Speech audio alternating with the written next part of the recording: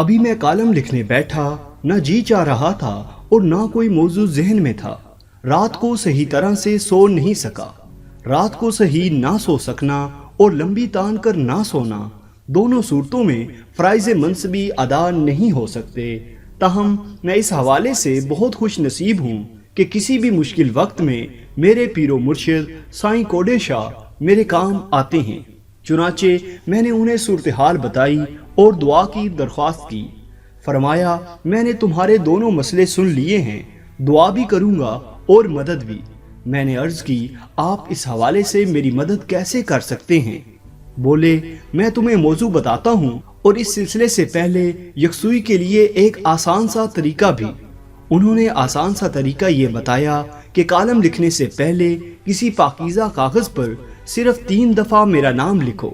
میں نے پاکیزہ کاغذ کی تعریف پوچھی تو فرمایا ہر وہ کاغذ پاکیزہ ہے جو تم جیسے لوگ کالم لکھنے کے لیے استعمال کرتے ہیں، مگر خوش قسمتی سے میرا دھیان کچن رول اور ٹوائلٹ پیپر کی طرف گیا۔ میں نے کچن رول سے ایک ٹکڑا الگ کیا اور اس پر 3 دفعہ پیر سائیں کا نام لکھ کر انہیں بتایا کہ مرشد پہلی شرط میں نے پوری کر دی ہے، اب موضوع کے حوالے سے بھی رہنمائی فرما دیں۔ یہ سن کر وہ جلال میں آ گئے۔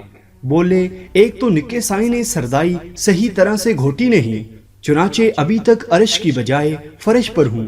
اوپر سے تمہیں بتانا پڑ رہا ہے کہ کالم میں برکت میری کرامتوں کے بیان سے پیدا ہوگی۔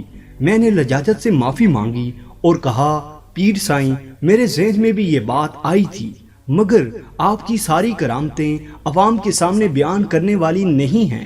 آپ ہی تو کہا کرتے ہیں کہ خاصا دی گل آما آگے نہیں کری دی، اس لیے سمجھ نہیں آ رہی تھی کہ آپ کی کس کرامت کا ذکر کروں اور کس کرامت کو گول کر جاؤں۔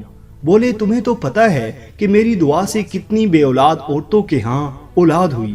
میں نے کہا جی مرشد میں اس کا چشمدید گواہ ہوں، بس یہ رہنمائی فرما دیں کہ اس نابکارہ عورت کا ذکر تو نہیں کرنا جس نے آپ کے خلاف پرچہ کٹوانے کی کوشش کی تھی۔ اس پر مرشد کی بیٹھی بیٹھی آواز سنائی دی، اس بے وقوف کو اپنے کیے کی سزا خود ہی مل گئی۔ وہ 2 دفعہ تھانے گئی تھی اور اس وقت سے وہ تھانے دار کے خلاف پرچہ کٹوانے کی کوشش میں لگی ہے۔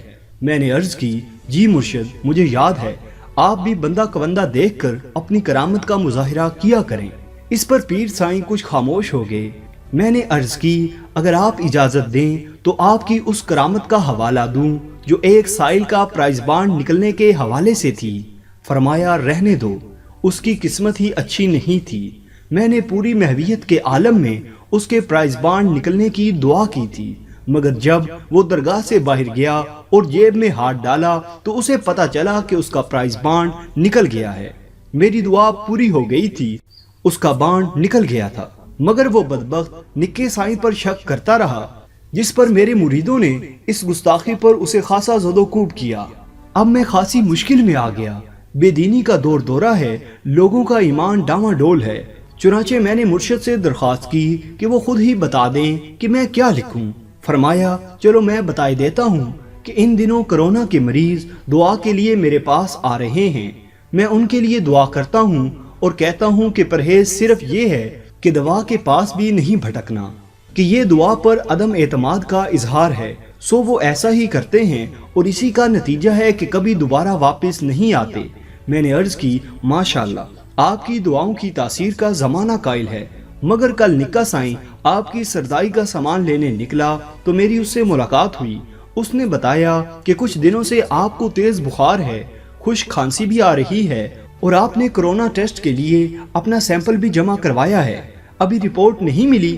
پیرو مرشد کو میری یہ بات اچھی نہیں لگی، جلال میں آگے، مگر یہ جلال بخار زدہ سا تھا۔ کہنے لگے میں تم جیسے کمزور ایمان والے شخص کو اپنے حلقہ ارادت میں شامل نہیں کر سکتا۔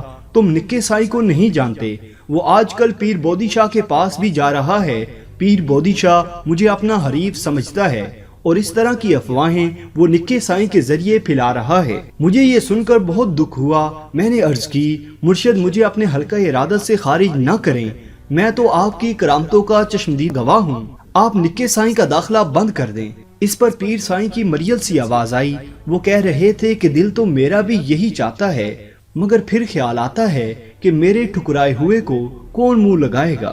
दरअसल निक्का साईं मुझसे ज्यादा पीर साईं की करामतों का चश्मदीद गवाह है और बड़बोला भी है।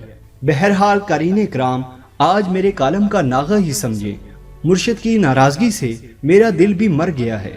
इस आलम में इंसान क्या लिख सकता है। तो दोस्तों, ये था अताउल हक कासमी का कालम। अगर आपको वीडियो पसंद आई हो तो लाइक जरूर करें और हमारे इस चैनल को सब्सक्राइब करते हुए साथ मौजूद घंटी का बटन भी दबा दें ताकि आने वाली इसी तरह की वीडियोस आप तक पहुंचती रहें। शुक्रिया।